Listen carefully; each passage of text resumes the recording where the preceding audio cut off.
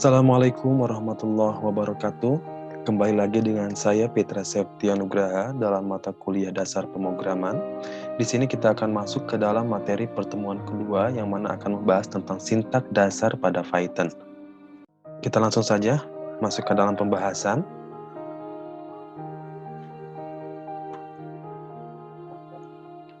Sintak dasar Python. Python merupakan bahasa pemrograman yang memiliki sintak yang sederhana dan mudah dimengerti. Jadi di dalam dasar Python ini kita berbeda dengan pemrograman yang lainnya yang mungkin terasa sulit untuk kita mengerti bahasanya. Tetapi pada Python ini sintak dasarnya yang digunakan adalah sangat sederhana dan sangat mudah kita mengerti. Jadi kita pada saat belajar Python akan mudah memahami karena bahasa-bahasanya juga itu bahasa yang mudah dimengerti. Karena Python sendiri memiliki filosofi bahwa kode program itu harus mudah dibaca. Nah, untuk sintak dasar Python sendiri di sini ada dua, di mana ada statement dan juga ada statement multibaris. Jadi semua perintah yang bisa dieksekusi oleh Python itu kita bisa katakan sebuah statement atau pernyataan. Nah, statement ini ada dibagi menjadi tiga, di mana ada statement penugasan, yaitu statement yang memberikan sebuah nilai. Contohnya di sini adalah misalnya A sama dengan 1, maka si A ini akan diberikan penugasan untuk memberikan sebuah nilai dengan nilai 1. Kemudian ada juga statement lain seperti statement if, di mana ini adalah perintah atau pernyataan untuk seleksi kondisi. Kemudian selanjutnya ada statement for atau pernyataan yang dimana ini untuk fungsinya sebagai perulangan. Dan juga ada statement-statement lainnya. Nah, yang kedua di sini ada statement multibaris.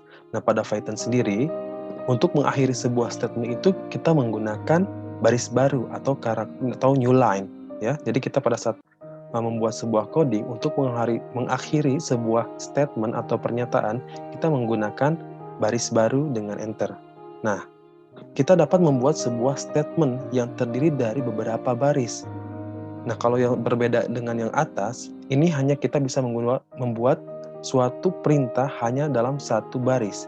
Jika kita ingin membuat pernyataan dengan beberapa baris, tetapi dalam satu kesatuan, kita bisa menggunakan tanda backslash ya.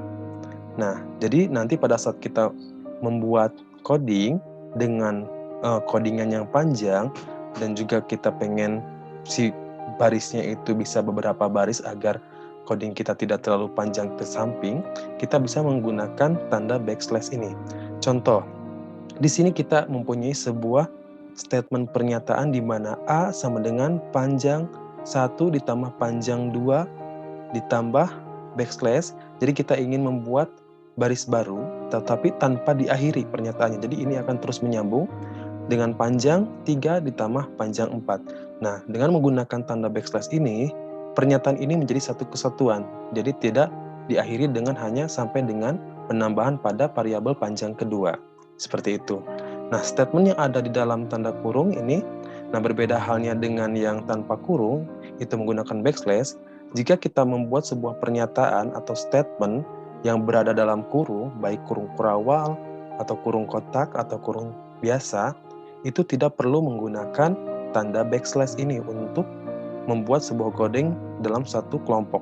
Contoh di sini ada kita membuat sebuah variabel nama bulan, di mana datanya sendiri terdapat ada Januari, Februari, Maret, April, Mei, Juni.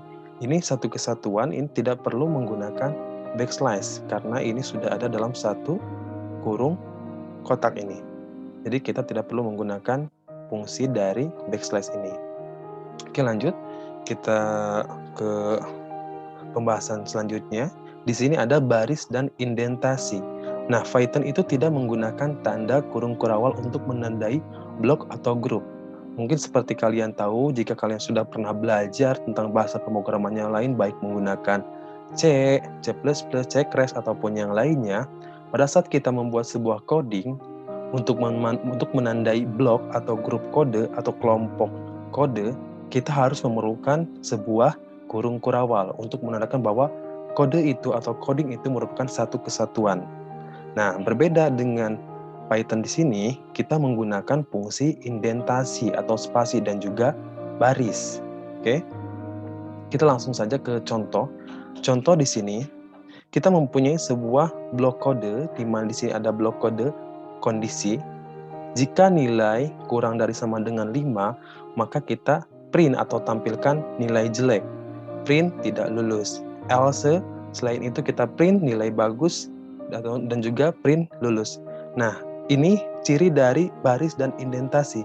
Seperti kita ketahui, dalam Python itu untuk mengakhiri sebuah pernyataan statement, kita memerlukan sebuah baris baru. Nah, di sini untuk membuat sebuah blok atau grup kode, kita menggunakan fungsi ini, fungsi baris, kita enter. Nah, indentasi spasi itu di sini. Jadi, jika kita ingin membuat satu kelompok kode, blok kode dengan satu kesatuan, si jarak antara print ini,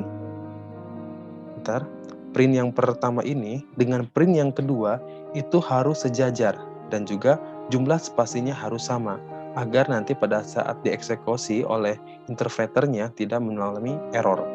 Nah, berbeda halnya dengan yang bawah ini identasinya tidak sesuai. Yang atas ini berbeda satu spasi dengan yang bawah, maka akan terjadi error. Nah, ini adalah fungsi dari indentasi dan juga baris. Jadi untuk membuat sebuah grup kode, maka di dalam Python ini harus diperhatikan sangat harus diperhatikan dalam penentuan spasinya. Jadi kita harus sejajar, ya. Oke, mungkin nanti bisa kalian teman-teman semua untuk mencoba. Kita lanjut. Di sini ada tanda kutip di Python. Nah, di sini tanda kutip ini diperlukan untuk kita menandai sebuah string. Jadi jika teman-teman ingin membuat sebuah kalimat ataupun juga variabel yang isinya berupa string atau kata, nah kita bisa menggunakan fungsi-fungsi tanda kutip, baik itu tunggal, ganda, maupun triple.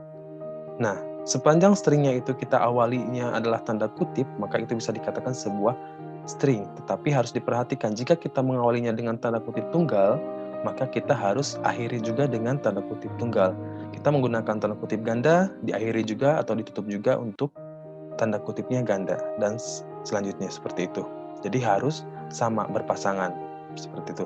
Nah, ini untuk contohnya sendiri, kita di sini ada sebuah variabel kata, di mana kita akan menampung sebuah data berupa string, yaitu kata. Maka si kata ini kita harus diapit dengan tanda kutip, baik itu tunggal maupun ganda. Nah, di sini tanda kutip yang satu ditutup juga dengan tanda kutip satu. Di sini kita ada contoh lagi kalimat. Nah, ini adalah kalimat bisa menggunakan tanda kutip ganda. Nah, kalau untuk multibaris atau stringnya yang panjang dan membutuhkan beberapa baris, kita bisa menggunakan tanda kutip yang multi atau triple, ya, yaitu dengan menggunakan tanda kutip 3. Ini adalah paragraf. Kemudian baris baru terdiri dari beberapa baris. Nah, ini kita bisa menggunakan fungsi tanda kutip triple jika stringnya itu membutuhkan beberapa baris. Tapi jika hanya membutuhkan satu baris, kita bisa menggunakan tanda kutip tunggal maupun ganda. Nah, di Python juga ada fungsi untuk membuat sebuah komentar, di mana kita harus menggunakan fungsi crash, seperti ini, tanda pagar, ya. Nah, ini sangat diperlukan untuk kita pada saat pengkodingan bisa mengetahui fungsi coding-coding itu. Nah, tanpa nanti di dalam codingnya tidak diproses oleh interpreter. Jadi kita bisa menandai coding-coding kita itu agar kita tidak lupa pada saat suatu saat kita membuka lagi codingannya, oh, fungsi coding ini adalah untuk apa. Jadi ini sangat-sangat diperlukan agar kita lebih memahami ataupun juga sebagai dokumentasi untuk codingnya nanti. Nah, untuk fungsi komentarnya sendiri bisa menggunakan tanda crash. Contoh seperti ini, komentar pertama. Nah, diawali di depannya dengan tanda crash, maka di sini ini menjadi sebuah string komentar. Nah, nanti ini tidak akan diproses oleh interpreter, ya. Jadi hanya yang diproses itu adalah yang ini, yang print hello world. Seperti itu. Lanjut. Nah, ini juga sebagai salah satu contoh jika kita menggunakan komentar multibaris. Nah, untuk multibaris sendiri, kita bisa menggunakan tanda kutip seperti ini, ya. Nah, tanda kutip 3, kemudian ditutup juga dengan tanda kutip 3. Nah, ini untuk komentar yang multibaris atau membutuhkan beberapa baris komentar panjang. Nanti bisa dicoba juga. Jadi menggunakan tanda kutip trivial ya. Oke. Next.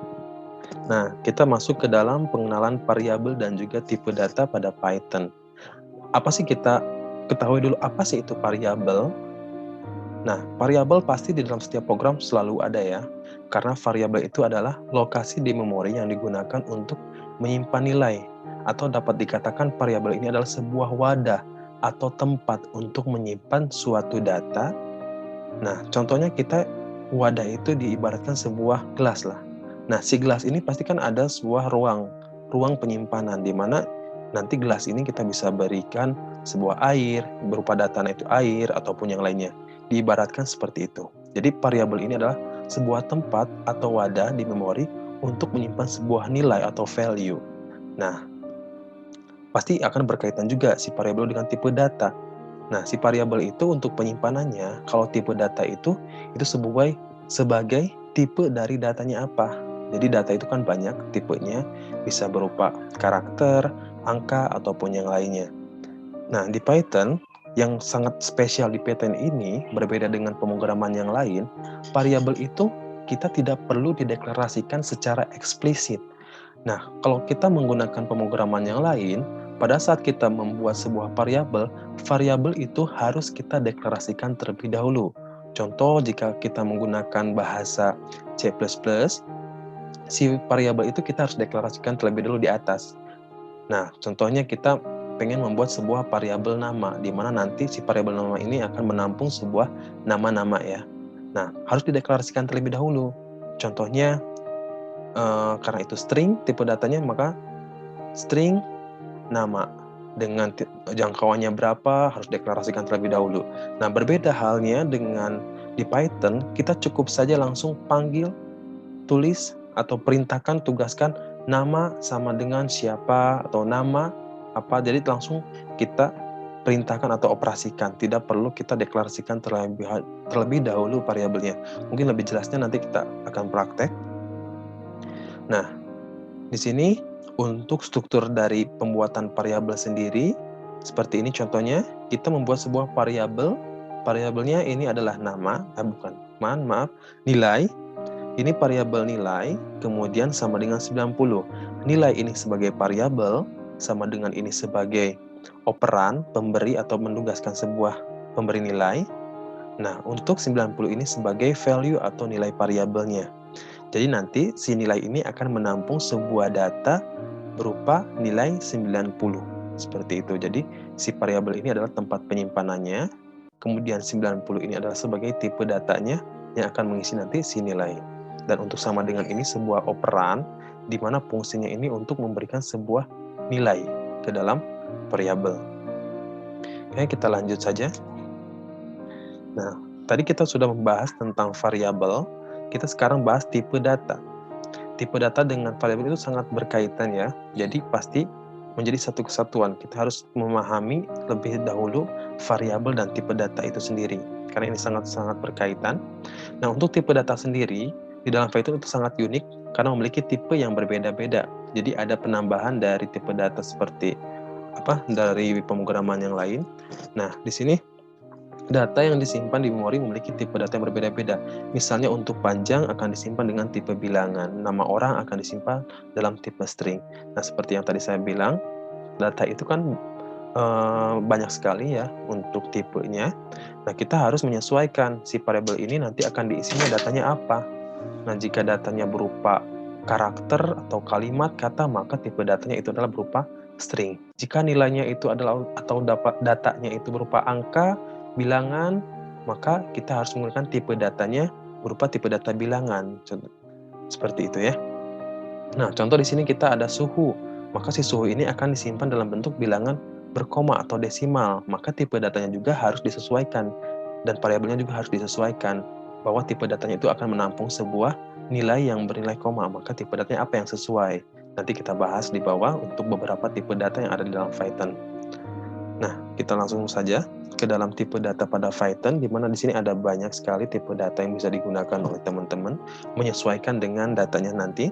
Nah, di sini ada tipe data yang pertama itu adalah tipe data boolean, atau ini yang sering kita gunakan pada saat datanya berupa data logika, di mana di sini nilainya atau value-nya hanya bernilai true atau false, menyatakan benar itu jika nilainya 1, dan salah jika nilainya 0. Nah, ini nanti sangat digunakan pada saat kita menggunakan logika ya. Contohnya, kita ada operasi aritmatika. Jika A lebih dari 5, contohnya seperti ini ya. Kita mempunyai sebuah variabel A dengan isinya atau value-nya adalah 5. Kemudian B, kita mempunyai nilainya itu 3. Kemudian kita membuat sebuah operasi, apakah A lebih besar dari B, maka nilainya adalah false atau salah, karena itu adalah sama dengannya, maka nilainya false, seperti itu. Kemudian ada tipe data yang kedua adalah string. String ini dapat menampung karakter, kalimat, itu bisa baik berupa huruf, angka, simbol, tanda, ataupun lainnya, yang pastinya diapit dengan tanda kutip. Jadi, untuk mencirikan sebuah karakter atau string, itu adalah tipe datanya menggunakan string, dan diapit dengan tanda kutip, baik tunggal, ganda, ataupun triple, seperti itu. Nah, untuk bilangan yang berupa bilangan bulat atau angka, nah kita bisa menggunakan tipe data integer, seperti itu. Nah, perbedaan dengan string, di sini kan string juga ada bisa menampung sebuah angka. Nah, jika kita menggunakan string, maka nanti pada saat kita operasi aritmatika, itu tidak dapat dioperasikan. Makanya kita harus menggunakan tipe data integer yang bisa menampung bilangan angka yang dapat dioperasikan pada saat operasi aritmatika, yaitu menggunakan integer. Di sini ada bilangan bulat positif. Contohnya ini ada 25, 1209. Kemudian jika kita menemukan sebuah data yang bernilai koma atau bentuknya pecahan desimal, kita bisa menggunakan tipe data plot. Oke. Jadi jika datanya nanti berupa koma, desimal, maka kita menggunakan tipe data untuk variabelnya itu adalah tipe data plot. Kemudian selanjutnya ada tipe data heksadesimal, yang mana nanti jika datanya isinya berupa bilangan berbasis 16 dengan format heksadesimal. Contohnya di sini ada 9A atau 1D3. Kemudian selanjutnya ada tipe data kompleks. Di sini jika kita menemukan sebuah tipe data yang campuran. Nah, dengan menyatakan pasangan angka real atau imajiner. Jadi di sini ada angka real dan di sini ada angka imajiner. Ini bisa digunakan menggunakan tipe data kompleks. Oke. Kemudian selanjutnya ada tipe data list. Tipe data list ini adalah sebuah tipe data untayan yang dapat menyimpan berbagai tipe data, baik itu bisa berupa string, angka, ataupun juga desimal.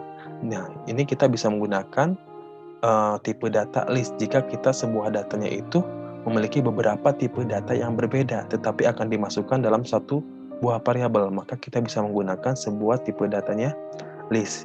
Nah, perbedaannya, si list ini, tipe data list ini, si variabelnya dapat kita isinya ini berubah-ubah, seperti itu. Jadi nanti ini bisa kita update, bisa diubah-ubah jalannya program. Nah, selanjutnya ada tipe tuple. Nah, kalau untuk tipe tuple ini nggak jauh berbeda dengan list, hanya saja pada saat tipe data tuple ini, data yang ada di sini itu udah tetap atau udah konstan, tidak bisa diubah-ubah. Kalau yang list ini dapat diubah-ubah, kalau tuple ini tidak dapat diubah, tetapi sama fungsinya untuk menyimpan data yang berbagai tipe data. Seperti itu. Selanjutnya ada tipe data dictionary. Di sini data untayan yang menyimpan berbagai tipe data juga, tetapi berupa pasangan, penunjuk, dan nilai. Contoh di sini ada variabel nama dengan namanya isinya adalah ID. Kemudian ada ID berpasangan dengan isinya adalah 2. Jadi ini satu kesatuan berpasangan. ID-nya 2, kemudian namanya si ID. Ini bisa menggunakan tipe datanya, tipe data dictionary. Oke. Next, kita lanjut. Nah, kita masuk ke dalam pengenalan input dan output pada Python. Nah, untuk di dalam Python sendiri untuk input output kita bisa menggunakan fungsi ini. Kalau untuk input kita bisa menggunakan fungsi input. Nah, untuk penulisan seperti ini, input buka kurung, tutup kurung, nanti isinya apa di sini. Nah, untuk output atau tampilannya atau mencetak, kita bisa menggunakan fungsi print. Oke. Nanti kita praktek. Nah, ini untuk input sendiri ada beberapa perbedaan di setiap versi Python. Untuk di Python kedua, ada dua fungsi yang bisa digunakan, itu menggunakan fungsi input atau raw input. Nah, pada versi Python 3, raw input udah tidak digunakan lagi, dan hanya digunakan fungsi input saja. Fungsi input ini berfungsi untuk membaca apapun yang dimasukkan dari keyboard. Nah, semua yang dimasukkan ke dalam keyboard itu adalah akan terbacanya sebuah string ya.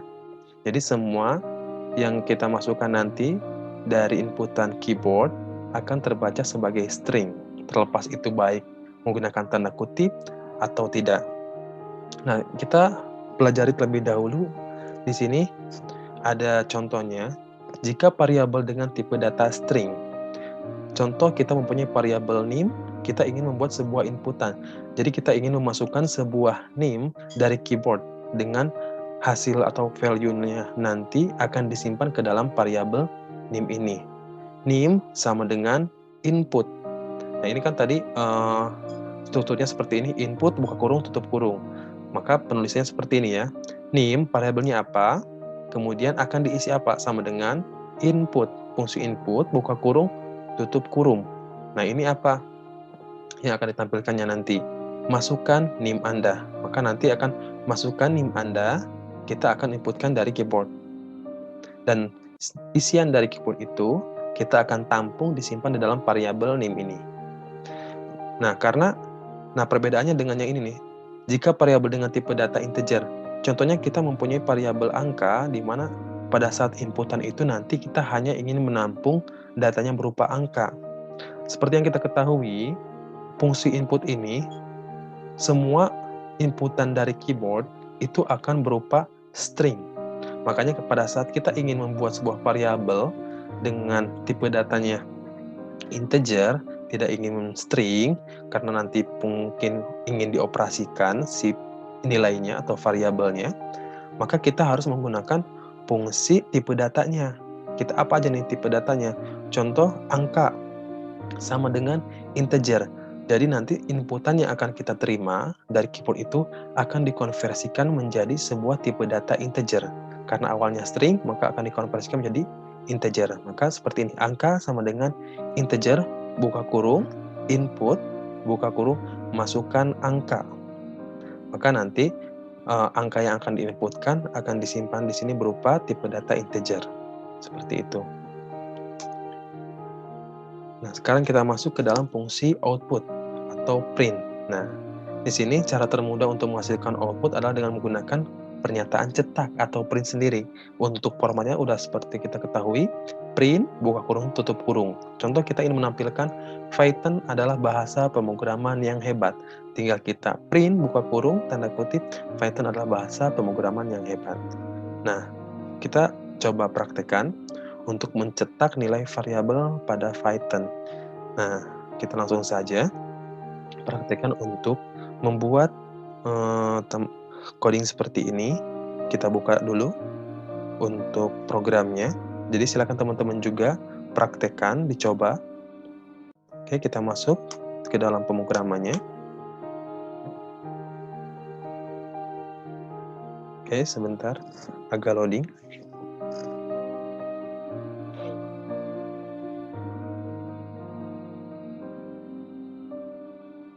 Silakan teman-teman juga sambil dipelajari, sambil dibaca-baca juga, dan juga dipraktekkan. Karena kalau kita hanya membaca saja tanpa kita mempraktekkan, akan sulit. Karena ini adalah pemrograman yang bukan teori, tetapi praktek. Jadi lebih mudah dipahami jika kita langsung mempraktekkan kasus-kasusnya ya.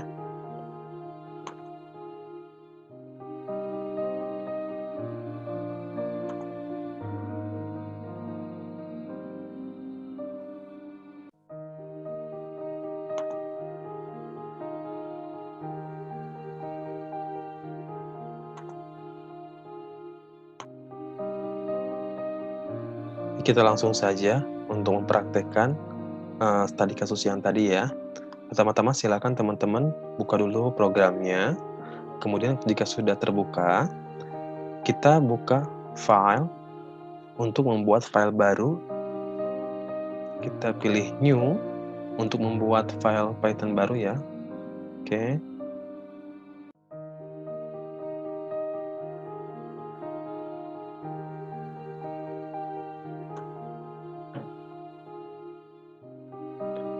Kita coba lagi. New. Kemudian silakan pilih Python file. Nah, di sini kita bisa membuat namanya apa? Tadi kita ingin membuat sebuah studi kasus tentang input output. Input output. Oke. Sudah, nanti akan terbuka sebuah lembar kerja baru.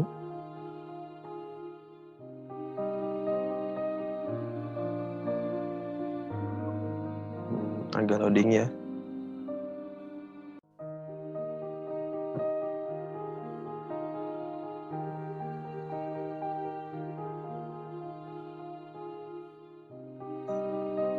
Oke. Di sini sudah muncul sebuah file baru yang kita buat dengan namanya input output. Nah, di sini kita akan mempraktekkan slide yang tadi, yang ini. Nah, kita ingin membuat sebuah inputan yang kemudian nanti akan kita tampilkan hasil dari inputannya ya. Jadi di sini ada dua variabel, di mana ada variabel nim dan juga ada variabel angka, di mana si nim ini adalah sebuah string, nanti sebagai isiannya string, dan untuk angka nanti inputan yang dimasukkan adalah sebuah integer. Oke. Kita langsung di sini, karena di dalam Python itu tidak perlu kita mendeklarasikan deklarasi variabel ataupun yang lainnya, jadi kita bisa langsung fokus ke dalam statement pernyataan atau perintahnya. Jadi kita langsung saja, nim sama dengan input. Nah, ini fungsi input untuk kita membuat sebuah masukan dari dalam keyboard yang akan dimasukkan di sini. Input, masukkan nim Anda. Oke. Nim Anda. Oke, cukup. Nah, jika kita menggunakan bahasa pemrograman lain, kita harus diperhatikan titik koma ataupun penutupan akhir baris atau pernyataan. Nah, kalau dalam Python ini, kita tidak perlu pusing-pusing memikirkan hal itu. Kita langsung saja seperti ini. Tidak perlu ada titik koma untuk menutup coding barisnya. Tidak perlu, karena kita untuk mengakhiri baris coding kita cukup menggunakan baris baru. Nah, kemudian kita buat inputan yang kedua, yaitu dengan variabel angka. Di sini, si angka itu karena kita membutuhkan sebuah tipe datanya integer, maka kita deklarasikan untuk tipe datanya apa. Di sini integer, karena akan menampung sebuah data angka. Buka kurung. Kini kita buat fungsi inputnya. Input. Kemudian kita sebuah stringnya. Masukkan sebuah angka.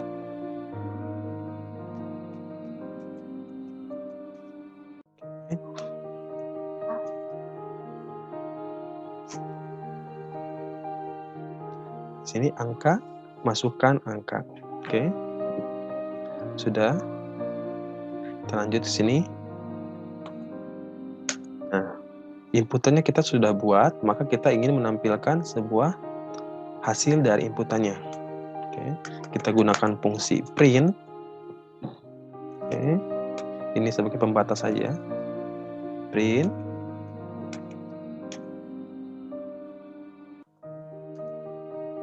Print. Apa di sini namanya?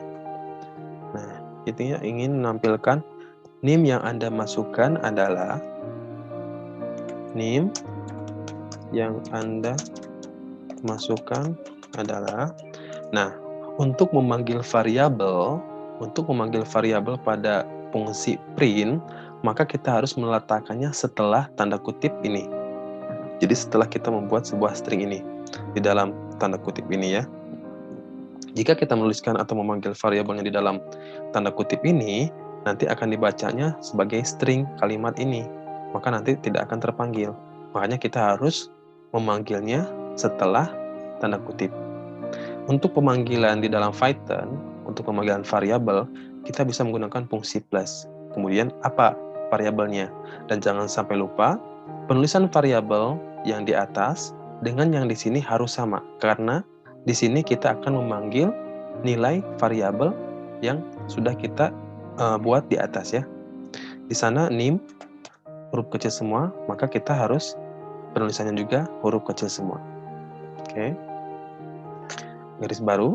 Kemudian yang kedua di sini print nim. Oke.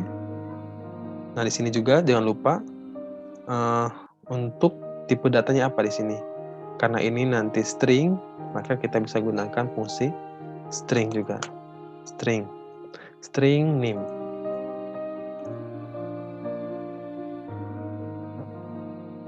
Oke. Buka kurung, tutup kurung. Dan jangan sampai lupa untuk tutup kurungnya harus berpasangan.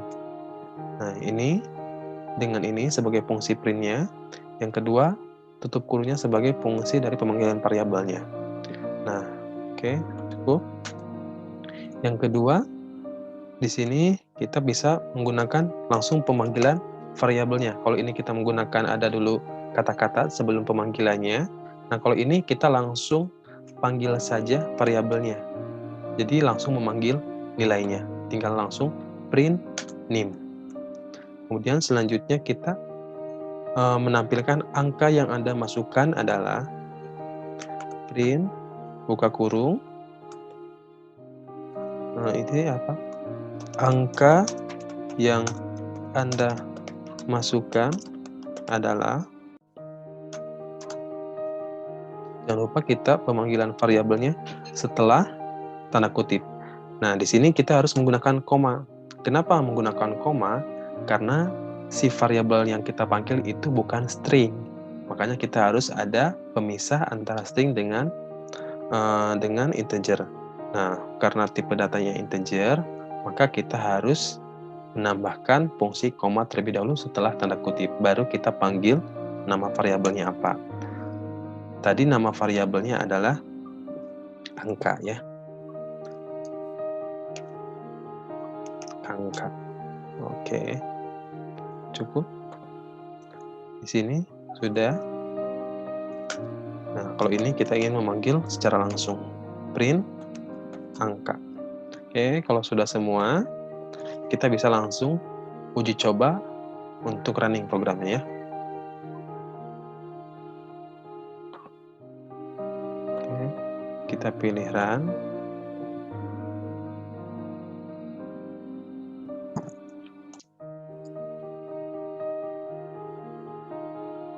Angka loading, ditunggu. Nah, di sini kita pilih file apa yang akan kita running. Nah, di sini kan kita udah dua file ya, ada file main, ada file input. Jadi kita pilih yang akan kita running adalah file input output. Tunggu prosesnya. Nah, di sini akan langsung. Jika udah jalan, kita coba masukkan NIM Anda, contoh 12145.121. Kemudian masukkan sebuah angka, kita sembarang aja angka. Nah, oke. Kemudian akan langsung muncul outputnya. NIM yang Anda masukkan adalah 12145.121. Ini sebagai fungsi yang ini, yang stream NIM. Kemudian ini untuk fungsi print NIM, jadi langsung dipanggil variabelnya. Jadi tidak ada sebuah string awalannya ya, langsung dipanggil nilai yang ada di variabel itu. Yang kedua, angka yang Anda masukkan adalah 12345, kemudian yang fungsi ini print angka langsung dipanggil angkanya 12345. Nah, seperti yang tadi kita coba ini hilangkan komanya, maka nanti akan terjadi error. Kita uji coba dulu aja ya. Untuk memastikan bahwa jika kita ingin memanggil sebuah variabel dengan tipe datanya bukan string, maka itu harus kita menggunakan fungsi koma terlebih dahulu. Oke, kita running. Oke, contoh masukkan NIM seperti tadi, 12145 121, angka 12345. Nah, pada saat kita enter, akan terjadi informasi errornya.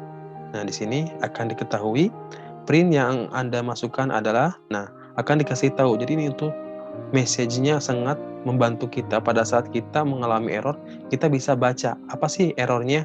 Di sini diketahui bahwa errornya itu tidak bisa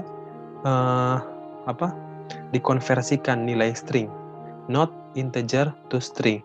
Jadi kan kita ketahui bahwa semua yang dimasukkan ke dalam keyboard itu adalah sebuah string dan nanti akan dikonversikan ke dalam integer. Nah, maka dari itu pada saat pemanggilan dengan tipe datanya bukan string, maka si variabel itu pada saat pemanggilannya harus ada pemisah terlebih dahulu untuk mengkonversikan string ke integer. Maka di sini memerlukan sebuah fungsi koma. Seperti itu ya. Oke. Lanjut, silakan nanti teman-teman untuk diuji coba juga. Kemudian jika sudah berhasil, kalian bisa uji coba juga untuk yang latihan input-output ini. Silakan kerjakan. Nanti untuk hasilnya bisa distorkan untuk ke dosen pengampu masing-masing. Nah, di sini ada menu inputnya. Dengan inputannya itu ada 1, 2, 3, 4 variabel. Jadi silakan buat sebuah inputan dengan 4 variabel. Kemudian tampilkan hasilnya seperti ini, outputnya. Data diri mahasiswa, masukkan NIM Anda, masukkan nama Anda, jurusan, alamat. Dan ini hasil outputnya yang ini ya. Hasil cetak data di atas adalah NIM Anda adalah ini dari inputan tadi dipanggil dengan nama. Nama ini dipanggil juga variabel dari nama. Jurusan Anda adalah diambil dari inputan yang diinput dari atas jurusan, dan Anda berasal dari, ini untuk pemanggilan variabel dari alamat. Jadi silakan dicoba untuk praktekkan. Mungkin untuk pertemuan ini dicukupkan sekian. Silakan teman-teman dipelajari dengan baik, kemudian dipraktekkan juga. Dari saya terima kasih. Assalamualaikum warahmatullahi wabarakatuh.